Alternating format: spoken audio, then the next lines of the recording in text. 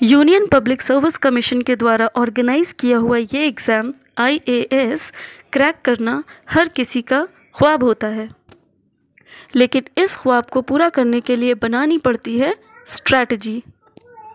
लेकिन किसी भी एग्ज़ाम को क्रैक करने से पहले सबसे पहला काम होता है उस एग्ज़ाम के बारे में उसकी बेसिक स्ट्रक्चर की जानकारी लेना। तो इस वीडियो में हम आपको बताएंगे IAS एग्ज़ाम में कौन कौन से सब्जेक्ट्स आते हैं, ये कितने पड़ाव में होता है, इसको कैसे क्रैक करना है और इसके लिए स्ट्रैटेजी क्या होनी चाहिए। तो IAS इंडियन एडमिनिस्ट्रेटिव सर्विसेज, ये एग्ज़ाम 3 पड़ाव में होता है, prelims, mains and interview. Prelims में 2 पेपर्स होते हैं, general ability test and civil services aptitude test. इन्हें GS1 और GS2 भी कहा जाता है। सभी क्वेश्चंस ऑब्जेक्टिव टाइप के होते हैं और ये एग्ज़ाम प्रीलिम्स का एग्ज़ाम क्वालिफाइंग नेचर होता है। GS1 के पेपर में हर क्वेश्चन 2 मार्क्स का होता है और GS2 में हर क्वेश्चन 2.5 मार्क्स का होता है और दोनों 200 मार्क्स के होते हैं। मोरओवर इसमें नेगेटिव मार्किंग भी होती है। हर गलत आंसर पे 1/3 मार्क्स कट जाते हैं। अगर आपने किसी क्वेश्चन के 2 आंसर्स ऑप्शंस में मार्क कर दिए हैं तो आपका वो भी गलत ही काउंट होता है। इसको क्वालिफाई करने के लिए 33% मार्क्स लाने पड़ते हैं। उसके बाद मेंस आता है। अब मेंस के पेपर में टोटल 9 पेपर्स होते हैं, जिसमें कि 2 क्वालिफाइंग नेचर के होते हैं और 7 मेरिट बेसिस पे होते हैं। Merit based 7 papers 250 marks each के होते हैं और जो क्वालिफाइंग नेचर के 2 पेपर्स होते हैं वो 300 मार्क्स के होते हैं। यहाँ हर पेपर 3 घंटे का होता है और सारे पेपर्स सब्जेक्टिव टाइप होते हैं।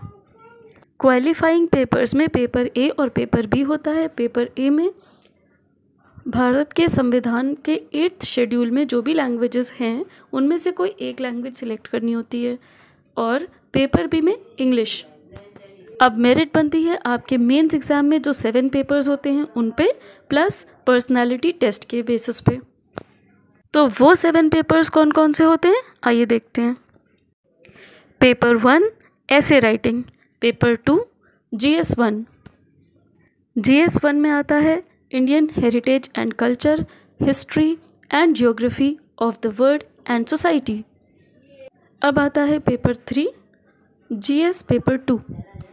इसमें आता है governance, constitution, polity, social justice and international relations. अब आता है पेपर 4 जनरल स्टडीज़ पेपर 3।